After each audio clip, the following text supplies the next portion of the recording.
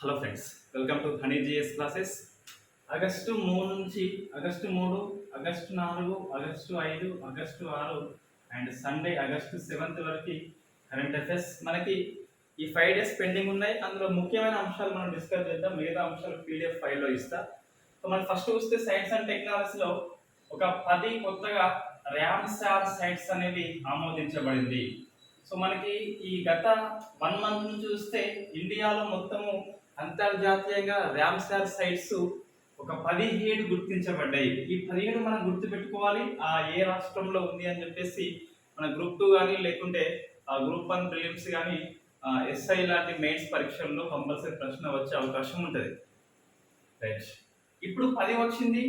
Last week లో 5 వచ్చినాయి. అంతకుముందు ఫిబ్రవరి 2న వెట్లాండ్ డే అని చెప్పేసి ఆ రోజున మనకి 2 వచ్చినాయి. మొత్తం 17 గుర్తుపెట్టుకోవాలి compulsory, state and place. So మనకి 10 ఏంటి అంటే, ఈ 10 చూస్తే తమిళనాడులో మొత్తం మీద 6 వచ్చినాయి. అంతకుముందు ఈ 5లో వస్తే తమిళనాడులో 3 వచ్చినాయి. సో మొత్తం 9 కదా, ఇంకా ఒకటి అంతకుముందు ఎప్పుడో వచ్చింది. సో మొత్తం ఎన్ని అంటే తమిళనాడులో ర్యామ్సార్ సైట్స్ 10 ఉన్నాయి అండ్ యూపీలో కూడా 10 ఉన్నాయి. సో ఇండియాలో అత్యధిక ర్యామ్సార్ సైట్స్ ఉన్న స్టేట్స్ ఏంటిదంటే ఇంతకుముందు యూపీ ఉండే, సో ఇప్పుడు సంయుక్తంగా యూపీ అండ్ తమిళనాడు అనేది వచ్చింది. రైట్, ఈ 6 ఏంటి అంటే మనం చూస్తే ఇట ఒకటి కూడంకులం కాదు, ఇది కులంము అని చెప్పేసి ఒకటి. నెక్స్ట్ సెకండ్ వచ్చేసి వేదాతంగల్. మూడోది Vembanad. 4 Vellode. 5 gulf of Mannar. Next Udaya Marthand. మొత్తం ఈ 10లో కూడా తమిళనాడు ఒక 6 సైట్స్ మనకి ఉన్నాయి. నెక్స్ట్ చూస్తే ఈ గోవాలో నంద అనే ఒక సరస్సు అండి. ఈ సరస్సు నంద అనేది మధ్యప్రదేశ్లో చూస్తే ఇట్లా మనకి ఏంటిది అంటే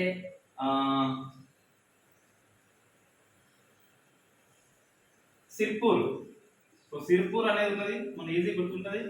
ఆదిలాబాద్ డిస్టిక్ లో ఉంటుంది సిర్పూర్ కాబట్టి, మంచిర్యాల డిస్టిక్ కాబట్టి. సో మరి సిర్పూర్ అని చెప్పేసి. నెక్స్ట్ ఒడిశాలో సిత్కోసియా ఉంది. సో ఒడిశాలో సిత్కోసియా అని చెప్పేసి ఉన్నది. నెక్స్ట్ మనకి కర్ణాటకలో రంగంతిట్టు. సో కర్ణాటకలో రంగంతిట్టు అనేది ఉన్నది. మొత్తం మనకి 10 వచ్చినాయి. 6, 7, 8, 9, 10 అని చెప్పేసి. గోవాలో నంద, మధ్యప్రదేశ్లో చూస్తే సిర్పూర్, ఒడిశాలో చూస్తే సిత్కోసియా అని చెప్పేసి, కర్ణాటక చూస్తే రంగంతిట్టు అని చెప్పేసి మొత్తం మనకి 10 వచ్చినాయి. ఈ 5 మనం డిస్కస్ చేసినాం ఆల్రెడీ. ఈ కిరికిలి అని చెప్పేసి ఒకటి. నెక్స్ట్ పల్లె కిరణ్. ఈ పల్లె కిరణ్ యొక్క ఇంపార్టెన్స్ ఏంటి అంటే ఫస్ట్ మార్చ్ అడవి ఈ రామ్సార్ సైట్స్లలో. నెక్స్ట్ పిస్సవరం అని చెప్పేసి. ఇవి 3 మనకు తమిళనాడులో ఉంటే, నెక్స్ట్ మధ్యప్రదేశ్లో సాక్యా సాగర్ అని చెప్పేసి, మిజోరంలో పాలా అని చెప్పేసి ఉన్నాయి. ఇంకా 2 మనం ఫిబ్రవరి 2 కరెంట్ అఫైర్స్ డిస్కస్ చేసినాం ఆల్రెడీ. కిజాడి అని చెప్పేసి, బఖీరా అని చెప్పేసి ఈ గుజరాత్ అండ్ యూపీలో. సో మొత్తమే మనం చూస్తే 64 అయిపోయినాయి. ఇప్పటికి 64 అయినాయి. ఇందులో 64లో ఫస్ట్ ఏంటిదంటే మనకి ఈ ఘన పక్షి సంరక్షణ కేంద్రం రాజస్థాన్ లో ఉంటది. ఇంకా చిల్కా సరస్సు అని చెప్పేసి ఒడిశాలో ఉంటాయి. ఇవి 2 మనకి ఫస్ట్. నెక్స్ట్ అత్యధిక వైశాల్యంలో పెద్దది ఏంటంటే రామ్సార్ సైట్స్ లో సుందర్బన్ మనకి పశ్చిమ బెంగాల్లో ఉంటది. ఈ రామ్సార్ సైట్స్ అనేది ఇండియా యొక్క భూభాగం మొత్తం చూస్తే 1.2 మిలియన్ హెక్టార్లు అనేది విస్తరించి ఉంటే, అందులో రామ్సార్ సైట్స్ అంటే వెట్లాండ్స్ లలో 1.2 మిలియన్ హెక్టార్స్ మొత్తం వెట్లాండ్ విస్తీర్ణం ఇండియా భూభాగంలో. అందులో రామ్సార్ సైట్స్ అనేది 10% అనేది ఉన్నది. సో ప్రపంచంలో మొత్తం చూస్తే మనకి ఇంగ్లాండ్ లో ఎక్కువ ఉంటది అండ్ బొలివియాలో విస్తీర్ణం పరంగా ఎక్కువ అనేది ఉంటది. రామ్సార్ ఒప్పందం 1971లో ఇరాన్ లో చేసుకుంటాం. 75లో అమల్లోకి వస్తే 82లో ఇండియా సైన్ చేస్తుంది.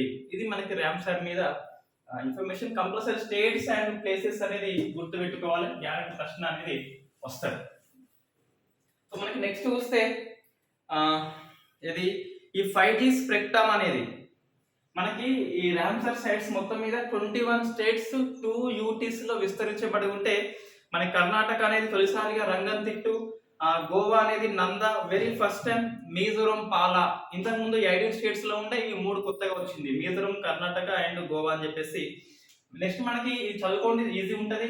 5G స్పెక్ట్రమ్ వేలం అని చెప్పి, స్పెక్ట్రమ్ అంటే ఈ ఎయిర్ వేవ్స్, ఫోన్ నుంచి సిగ్నల్స్ రావాలంటే ఎయిర్ వేవ్స్ రూపంలో ప్రయాణం చేయాల్సి ఉంటది. అవి నిర్దిష్ట పౌనపున్యం వద్ద పంపించాలి, అవే స్పెక్ట్రమ్ అని చెప్పేసి పిలుస్తాం. ఇందులో లో రేంజ్ ఉంటది, మిడ్ రేంజ్ ఉంటది అండ్ హై రేంజ్ అని చెప్పేసి ఉంటది. ఈ హై రేంజ్ ఒకటే ఉన్నది మనకి మొత్తం మీద 72 గిగా హెచ్జెడ్ అని చెప్పేసి వేలం పాట వేస్తున్నారు, స్పెక్ట్రమ్ వేలం వేస్తుంది. మొత్తం ఎంత అంటే 72 గిగా హెచ్జెడ్ అంటే 72,000. ఒక గిగా అంటే మనకి 10,000 మెగా కాబట్టి, సో ఇక్కడ 72,000 కాబట్టి అందులో 26,000 కూడా 26 గిగా హెచ్జెడ్ అనేది అత్యధిక పౌనపున్యం ఉంటది. మిడ్ అనేది 3300 మెగా హెచ్జెడ్ అయితే ఇది 600, 700, 800, 900, 1800, 2100, 2200 అని చెప్పేసి అట్లా మనకి అనేది ఉంటది. సో ఇందులో ఇది ఎక్కువ ఉన్నది తక్కువ దూరం ప్రయాణిస్తుంది, ఎక్కువ సిగ్నల్ ఇస్తుంది, ఎక్కువ స్పీడ్ అనేది ఉంటుంది. బట్ మనకి ఎక్కువ డిమాండ్ అంటే 600 కావచ్చు, ఇది కావచ్చు, అంటే ఎక్కువ రేంజ్ అనేది కవర్ చేసే సిగ్నల్స్ పరంగా. ఎవరెవరు వేలం పాటలో పాల్గొన్నారు అంటే మనకి Reliance Jio, Bharti Airtel, Vodafone Idea and Adani company అనేది ఒక 300 మెగా హెచ్జెడ్ ని కొనుక్కున్నది. ఎక్కువ కొనుక్కుంది ఎవరు అంటే ఈ 72 లో కూడా మనకి సుమారుగా ఎంత అంటే 24 దాకా ఈ జియోని కొనుక్కున్నది. ఇది మనకి స్పెక్ట్రమ్ వేలం గురించి. సో మనకి ప్రశ్న ఏమొస్తుందంటే ఎంత వేలం పాట వేసిళ్ళు, ఎంత అమ్ముడుపోయింది మొత్తం అంటే 51 దాకా అమ్ముడుపోయిందండి. 71% అనేది మనకి అమ్ముడుపోయింది. నెక్స్ట్ ఇది మనం డిస్కస్ చేసిన, మళ్ళీ ఇక్కడ అవసరం లేదు. మోడీ పంచామృత అని చెప్పేసి ఒక 5 ఉంటాయి. ఆ 5 లో కేబినెట్ అనేది ఒక రెండింటిని ఆమోదించింది. 2030 కల్లా మొత్తము విద్యుత్తులో 50% అనేది కేవలం సోలార్, విండ్ ఎనర్జీ ద్వారా వస్తుందని చెప్పేసి అది ఒకటి. 2030 కల్లా ఈ కార్బన్ ఎమిషన్స్ అనేది 45% తగ్గించుకుంటామని చెప్పేసి జేడీపీలో అదొకటి. 2 కొత్తగా నోట్స్ లో ఉంది, అది చూసుకోండి. మొత్తం 5 ఉంటాయి పంచామృతంలో, 2 అనేది ఆమోదించింది క్యాబినెట్ అనేది. నెక్స్ట్ ప్రాజెక్టు చిరుత అనేది మనకి ఇండియన్ ఆయిల్ సంస్థ. సో చిరుతని నమీబియా నుంచి, దక్షిణాఫ్రికా నుంచి ఇండియాకి తీసుకురావాలి, కునో పార్క్ అని చెప్పేసి ఉంటది. ఈ కునో పార్క్ మనకి మధ్యప్రదేశ్ లో ఉంటది.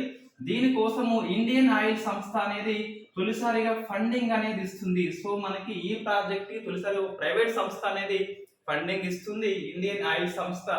ఇది corporate social responsibility CSR funding కింద ఇది అందజేస్తుంది.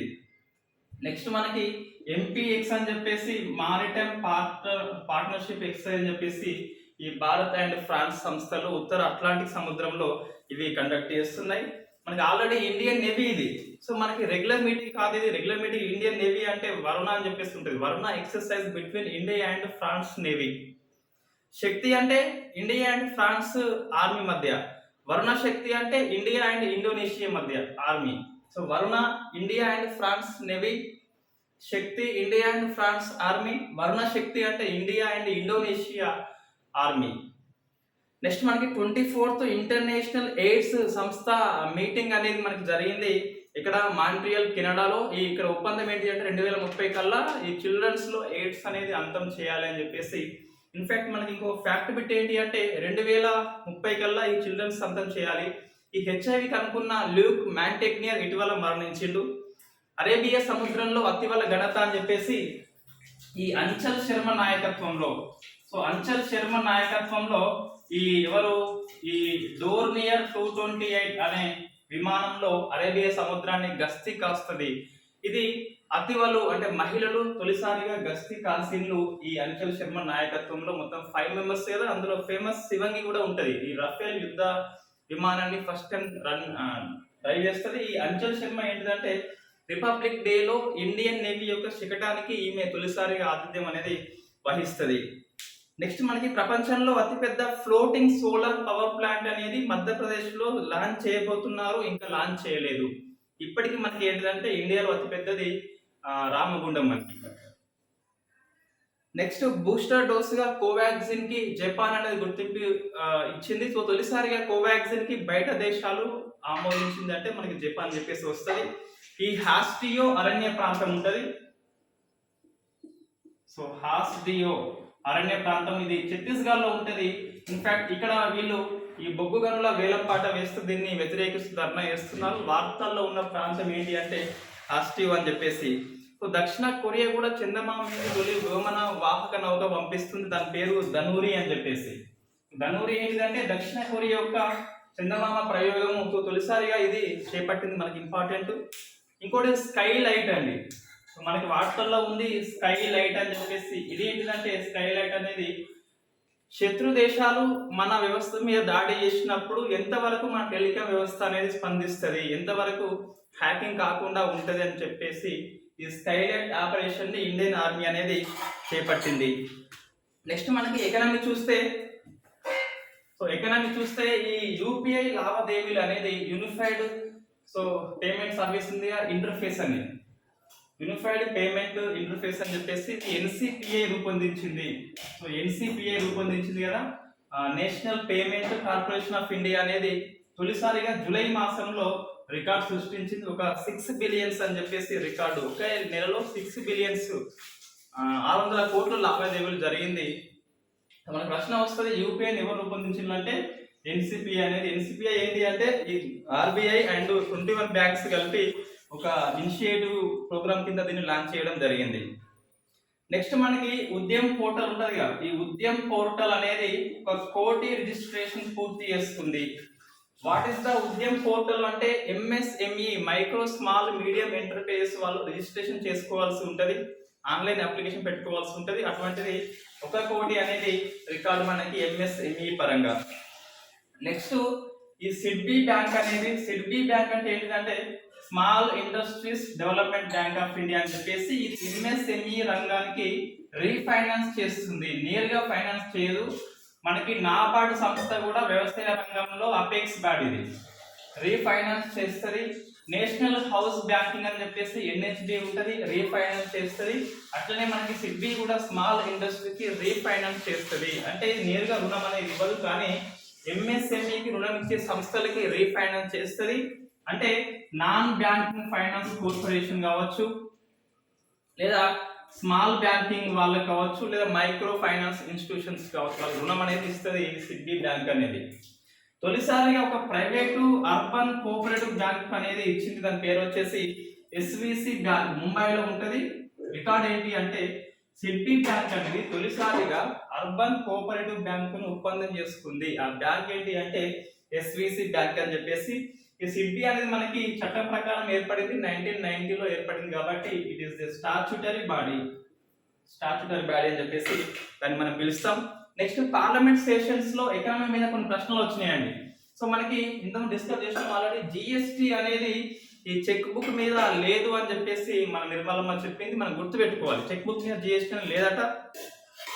ఈ గుజరాత్ లో మనకి ఒకటి నవరాత్రులు అని చెప్పేసి ఈ 9 రోజులు గర్బా అని చెప్పేసి ఉంటది నృత్యము, సాంప్రదాయక నృత్యము గుజరాత్ లో. సో దీని మీద కూడా జిఎస్టి అనేది 18% అనేది విధిస్తే ధర్నా చేస్తూ దీన్ని రద్దు చేసింది. సో జిఎస్టి రద్దు వేటి విషయంలో అంటే ఒకటి చెక్ బుక్ మీద లేదు, అండ్ గర్భా నృత్యం మీద కూడా లేదు. విమర్శ వస్తే అది వెనక్కి అనేది తీసుకుంది.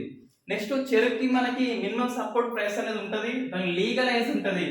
మొత్తం మీద మనకి ఇది commission agriculture cost and price అనేది ఇది 23 పంటలకి సిఫార్సు చేస్తే అందులో చెరుకు పంట అనేది లీగలైజ్ కంపల్సరీ చెల్లించాల్సి ఉంటుంది కదా. సో ఈ చెరుకు పంటకి సిఎసిపి అనేది ఎంఎస్పిని నిర్ణయిస్తే cabinet committee on economic affairs అనేది ఆమోదించింది. సో మనకి ప్రశ్న వస్తుంది, చెరుకు కంపల్సరీ లీగలైజ్ ఉంది, లీగల్ బైండింగ్ ఉంది, చట్టబద్ధత ఉంది, మినిమం సపోర్ట్ ప్రైస్ మీద చెరుకు మాత్రమే ఉన్నది. సో అది 305 పర్ క్వింటాల్ అని చెప్పేసి ఉన్నది. సో మన ప్రశ్న ఏమొస్తుందంటే ఎవరు సిఫార్సు చేస్తారంటే సిఎసిపి, ఎవరు ఆమోదిస్తారంటే సిసిఈ అనేది ఆమోదిస్తుంది, ఎకనామిక్ అఫైర్స్ అని చెప్పేసి headed by prime minister of India. Next మనకి ఫార్చ్యూన్ గ్లోబల్ 500 కంపెనీ జాబితాలో ఎల్ఐసి అనేది 98 ప్లేస్ వచ్చింది. ఏకైక ఇండియన్ సంస్థ ఎల్ఐసి అనేది టాప్ 100లో. నెక్స్ట్ ఆర్బీఐ ద్రవ్య విధానం అనేది అనౌన్స్మెంట్ చేసింది. సో రెపో రేట్ పెంచిందండి, ఒక 50 బేస్ పాయింట్స్ పెంచింది. అంటే అంతకుముందు 4.9 ఉండే, ఇప్పుడు ఎంత 50 చేస్తే 5.4 అయింది. 50 బేస్ పాయింట్స్ అంటే మనకి 0.5, 100 బేస్ పాయింట్స్ అంటే 1, కాబట్టి మనకి 0.5 పెరిగింది. కాబట్టి 4.9 ప్లస్ 0.5 అంటే 5.4 అనేది వస్తుంది. సో 5.4 అనేది ఇప్పుడు ప్రజెంట్ రెపో రేటు. ఈ 5.4 ఉంది కాబట్టి -25 బేస్ పాయింట్స్ చేస్తే స్టాండింగ్ డిపాజిట్ ఫెసిలిటీ వస్తుంది. +25 చేస్తే మనకి బ్యాంక్ రేట్ వస్తుంది. ఇది మనకి బ్యాంక్ రేటు. ఎస్డిఎఫ్ అంటే ఏంది, రెపో అంటే ఏంది, రివర్స్ రెపో నేను క్లాస్ చేసి ఉన్న లింక్ లో ఇస్తా, అది చదువుకోండి, ఈజీగా అర్థమవుతుంది. సో రివర్స్ రెపో రేట్ ఎంత 3.35 ఉంది ప్రజెంట్ మనకి. సో గవర్నమెంట్ అనేది ఆర్బీఐ యొక్క స్టాండ్ ఏంటి అంటే withdrawal from accommodative policy. Accommodative policy అంటే చీప్ మనీ పాలసీ, అనుకూలంగా ఉన్న పాలసీ. ప్రజెంట్ ద్రవ్యోల్బణాన్ని కంట్రోల్ చేయాలి కాబట్టి సో రెపో రేట్ పెంచుతుంది కాబట్టి క్రమంగా ఈ అకామిడేటివ్ పాలసీ నుంచి వెనక్కి వస్తుంది ఆర్బీఐ ప్రభుత్వం అనేది. రైట్. అయితే ఈ మొత్తం ఎంపీస్ ఉంటుంది, మానిటరీ పాలసీ కమిటీలో 6 ఉంటారు కదా. ఈ 6 కూడా దీనికి 5.4 కి ఓటేషన్లు. కానీ ఈ విత్డ్రాల్ ఫ్రమ్ అకామిడేటివ్ పాలసీకి మాత్రము ఒక జయంతి వర్మ అని చెప్పేసి ఈయన ఓటేయలేదు. సో 6 హాజరైన, జయంతి వర్మ మాత్రము విత్డ్రాల్ ఫ్రమ్ అకామిడేటివ్ పాలసీ నుంచి వ్యతిరేకంగా ఓటు వేసిన ప్రభుత్వ వ్యక్తి జయంతి వర్మ అని చెప్పేసి. ఇప్పుడు మన ఎస్డిఎఫ్ ఎంత అన్నట్టు -25 ఇస్తే 5.15 అనేది వస్తుంది. ఓకే, మళ్ళీ చెప్పదలుచుకోలేదు, ఆల్రెడీ ఒక క్లాస్, స్పెషల్ క్లాస్ చేసి ఉన్న ఆర్బీఐ యొక్క మానిటరీ పాలసీ కమిటీ డీటెయిల్డ్ గా విశ్లేషణ చేసినాం మనం, 3-4 టైమ్స్ చేసినాం, మళ్ళీ అవసరం లేదు. నెక్స్ట్ మనకి ఈ సివిసి సెంట్రల్ విజిలెన్స్ కమిషన్ యొక్క అధిపతి సురేష్ పటేల్ ఎన్నికైండు. సో మనకి రాష్ట్రపతి నియమిస్తాడు, ఒక కమిటీ ఉంటది, సెలక్షన్ ప్యానల్ అని చెప్పేసి ప్రధానమంత్రి, హోంమంత్రి, లోక్సభలో ఉన్న ప్రతిపక్ష సభ్యుడు కలిసి ఒక సభ్యుని ఎన్నుకుంటే రాష్ట్రపతి అనేది నియామకం చేస్తాడు. సివిసిలో 1+2 మెంబర్స్ ఉంటారు. ఈ 1 ఎవరు అంటే సురేష్ పటేల్ కొత్తగా వచ్చిండు. ఈ సెకండ్ ఎవరు అంటే అరవింద్ కుమార్ అండ్ ప్రదీప్ కుమార్ అని చెప్పేసి వీళ్ళు కూడా కొత్తగా వచ్చిండ్రు. మొత్తం 3 మెంబర్స్ కొత్తగా అనేది సివిఎస్ అపాయింట్మెంట్ అయ్యిండు. సివిఎస్ అనేది ఇట్ ఇస్ స్టాట్యూటరీ బాడీ. ఎప్పుడు వచ్చింది నాకు ఇది ఆన్సర్ చేయండి. సివిసికి శాసనబద్ధ హోదా ఎప్పుడు వచ్చింది? సో 1964లో మనకి ఇది ఏర్పడింది, అప్పుడు కాదు. 1998లో ఆర్డినెన్స్ ద్వారా దీని శాసనబద్ధ హోదా వస్తుంది. 2003లో చట్టం చేస్తారు, సివి చట్టం అని చెప్పేసి. ప్రశ్న ఏంటి అంటే 64, 98, 2003 ఎప్పుడు శాసనబద్ధ హోదా వచ్చింది సెంట్రల్ విజిలెన్స్ కమిషన్ కి? మన సంతాన కమిటీ యొక్క సిఫార్సు మేరకు ఇది ఏర్పాటు అవుతుంది. నెక్స్ట్ మనకి ఎన్వి రమణ ఈ ఆగస్టు మాసంలో చివరన విరమణ చేస్తుంది కాబట్టి ఆయన ప్లేస్ లో జస్టిస్ లలిత్ ని సిజేఐగా సిఫార్సు చేస్తూ లేఖ రాస్తాడు. మనకి ఈ సిజేఐ అనేది ఎవరు ఉండాలని చెప్పేసి రాజ్యాంగంలో ఏమీ లేదు. ఒక పార్లమెంటరీ పరంపర ఏంటి అంటే మోస్ట్ సీనియర్ జడ్జి ఉండాలి. సో మోస్ట్ జడ్జి ఉండాలని చెప్పేసి మనకి పార్లమెంటరీ పరంపర ఇది. స్టార్టింగ్ లో హరిలాల్ జే కలియా ఫస్ట్ సిజేఐ విరమణ చేసినప్పుడు నెక్స్ట్ ఎవరు ఉండాలని చెప్పేసి ఈ ప్రధానమంత్రి నెహ్రూ అప్పుడు ఈ చాగ్లా అని చెప్పేసి మధ్యప్రదేశ్ హైకోర్టు జస్టిస్ గా ఉన్న చాగ్లాని నియమిస్తే సుప్రీంకోర్టులో ఉన్న అందరు మేము రాజీనామా చేస్తాము, ఈ సీనియర్నే పతంజలి శాస్త్రిని నియామకం చేయాలి అంటే సో దీని ఒత్తిడికి తలొగ్గి నెహ్రూ అనేది ఒక సూత్రం ప్రతిపాదిస్తాడు. అదే మోస్ట్ సీనియర్ జడ్జి ఫార్ములా అని చెప్పేసి ఎవరు సీనియారిటీ ఉంటే వాళ్ళకే ఇది వస్తుంది. సీనియరిటీ ఎవరు అంటే వయసు బట్టి కాక సుప్రీంకోర్టులో పనిచేసిన కాలం బట్టి మనం సీనియర్ ని నిర్ణయం చేస్తాము. ఇంతవరకు 3 టైమ్స్ ఇది దీన్ని ఫాలో కాలేదు, నేను నోట్స్ లో ఇచ్చిన, మీకు ఈజీగా చదువుకుంటే అర్థమవుతుంది. నెక్స్ట్ స్థానిక ఉద్యోగాలలో ఎస్టీ వర్గానికి 100% కేటాయిస్తే జార్ఖండ్ అనేది సుప్రీంకోర్టు కొట్టిపడేసింది. ఇటీవల ఏపీ తెలంగాణ ప్రభుత్వం కూడా ఈ ఎస్టీ ఏరియాలో ఎస్టీ వాళ్ళకి డిఎస్సి అని చెప్పేసి రిజర్వేషన్ ఇస్తే దాన్ని కొట్టేసింది ప్రసాద్ రావు వర్సెస్ స్టేట్ ఆఫ్ ఏపీ కేసులో. ఉపరాష్ట్రపతిగా జగదీప్ ధన్కడ్ ఎన్నికయ్యాడు. సో అతనికి మొత్తం ఓట్లు 780, పౌలైనే 725, చెల్లినై 710, ధన్కడ్కి 528 వచ్చినాయి. మార్గరెట్ ఆల్వాకి 182 అనేది వచ్చింది. రిటర్నింగ్ అధికారిగా రాజ్యసభ సెక్రటరీ జనరల్ ఎవరు ఉత్పల్ కుమార్ సింగ్ అని చెప్పేసి ఉన్నాడు. ఇతను న్యాయవాదిగా పనిచేసిండు, లోక్సభ ఎంపీగా పనిచేసిండు, ఎమ్మెల్యేగా పనిచేసిండు. సో మనకి ఇది రాజస్థాన్ కాబట్టి లోక్సభ స్పీకర్ది రాజస్థానే, రాజ్యసభ చైర్మన్ది కూడా రాజస్థానే. ఇద్దరు సభ అధిపతులు మనకి రాజస్థాన్ నుంచి ఎన్నికైండు. రాజస్థాన్ నుంచి ఇతను సెకండ్ వ్యక్తి ఉపరాష్ట్రపతి. ఫస్ట్ ఎవరు అంటే బైరన్ సింగ్ షేకావత్. సో మనకి వెంకయ్య నాయుడు రాజ్యసభ 2017 నుండి 22 వరకు ఒక వీక్షణం అని చెప్పేసి పుస్తకం రాసిండు. నెక్స్ట్ నోటా అనేది గడిచిన 5 years లో 1.29 కోట్ల ఓట్లు వచ్చినాయట. 1.29 కోట్ల ఓట్లు అనేది నోటాకి వచ్చినాయట. సో నోటా అనేది మనకి ఈ PUCL versus union of India 2013 కేసులో మనకి ఇది పుట్టుకొస్తుంది. సో ఎవరైతే నీకు అభ్యర్థులు ఎవరు ఇష్టం లేకుంటే నువ్వు ఓటింగ్ అనేది సదుపాయం కల్పించాలి కాబట్టి నోటా అనే అవకాశం కల్పించిండు. నోటాకి ఎక్కువ ఓట్లు వచ్చినంత మాత్రాన అది చెల్లకుండా పోదు. ఎవరికి మెజారిటీ వస్తే వాళ్ళే గెలుస్తారు. సో మనకి నెక్స్ట్ ఏమున్నాయంటే అంతర్జాతీయ అంశాలలో మన 2 ఉన్నాయి. ఈ Nancy Pelosi America house speaker తైవాన్కి వస్తే చైనా అభ్యంతరం చెప్తుంది. ఎందుకు అభ్యంతరం అని చెప్పేసి ఇక్కడ మనకి రిపబ్లిక్ ఆఫ్ చైనా అంటే ఏంటి, పీపుల్స్ ఆఫ్ చైనా అంటే అని చెప్పేసి నేను అక్కడ నోట్స్ లో రాసి ఉన్నా, చదువుకుంటే ఈజీగా అర్థమవుతుంది. Next al Qaeda chief Ayman al Zawahiri హత్య జరిగింది, అమెరికా హత్య చేస్తుంది.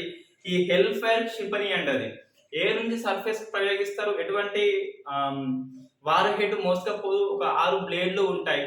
నిర్దిష్ట వ్యక్తిని చంపాలి అనుకున్నప్పుడు, నిర్దిష్ట వాహనాన్ని కూల్చాలి అనుకున్నప్పుడు, ఇతరులకు నష్టం కలగజేయకుండా ఆ వ్యక్తిని చంపే క్షిపణి హెల్ ఫైర్ అని చెప్పేసి, నింజా క్షిపణి అని చెప్పేసి పిలుస్తాం. ఇండియా ఎఫెక్ట్ ఏంటి, నెక్స్ట్ చీఫ్ ఎవరు, ఇదంతా మనకి ఇక్కడ అవసరం లేదు. మీరు PhD చేస్తే ఇట్ట ఆల్ ఖైదా మీద అధ్యయనం చేయాల్సి ఉంటుంది. ఎగ్జామ్స్ కొరకైతే అవసరం లేదు.